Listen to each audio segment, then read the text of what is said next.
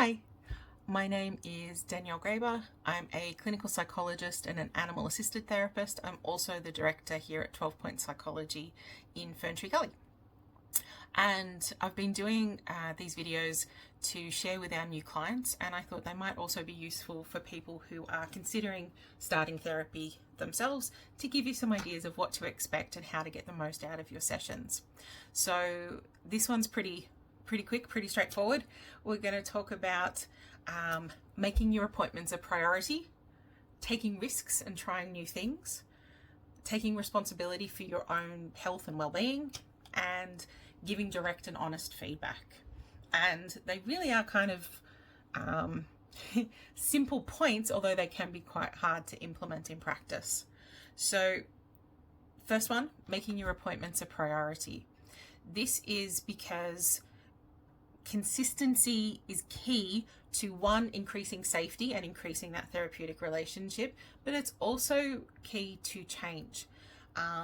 If we try and change something without practicing it, we don't, try and learn to juggle without practicing. It doesn't work.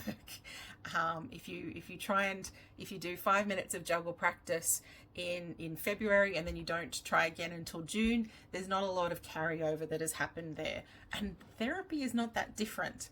Having regular, consistent appointments does wonders for the therapeutic relationship, but also for creating that change in your brain, which fundamentally is what we're trying to do with therapy. So consistency and regular appointments are really important. This is why we encourage people, don't rely on the reminder texts. When you book your appointment, put it into your diary and treat that as, that's my time. That's my time where I get to come and talk about what I need to talk about, and make that as much of a priority as you can. Taking risks and trying new things, which might sound kind of weird for therapy, but we learn by doing. We learn through play. We learn through experience. And so if your therapist suggests something that makes you go, well, that sounds bizarre, and you don't feel like you want to try it, it might be because it's not appropriate or it's not going to be helpful for you.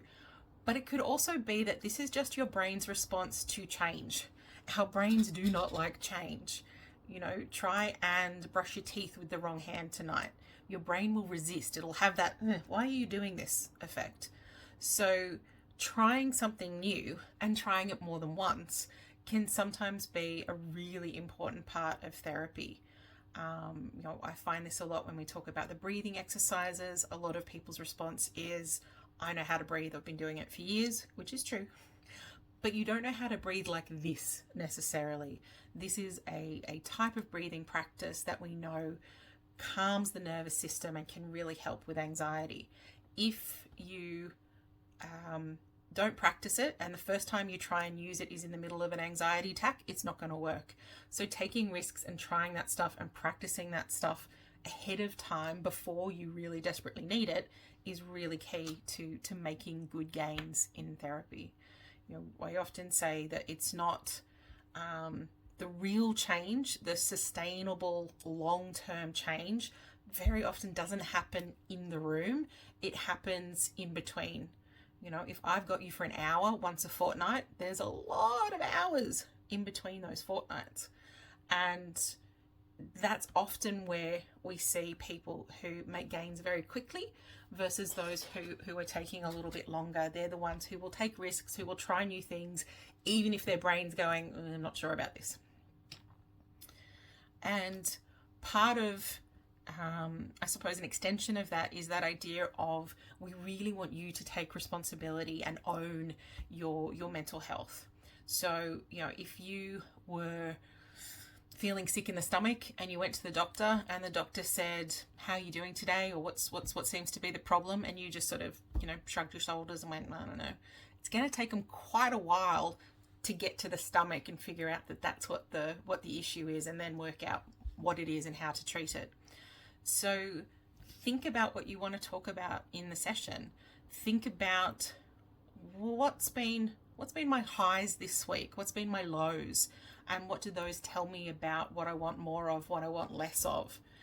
Think about where you want to go and what you want to do with these sessions, because I mean, we will be directing, we will be guiding, but ultimately we need to hear from you what is most important to you, because that's where you're going to have the most buy-in and the most possibility of change.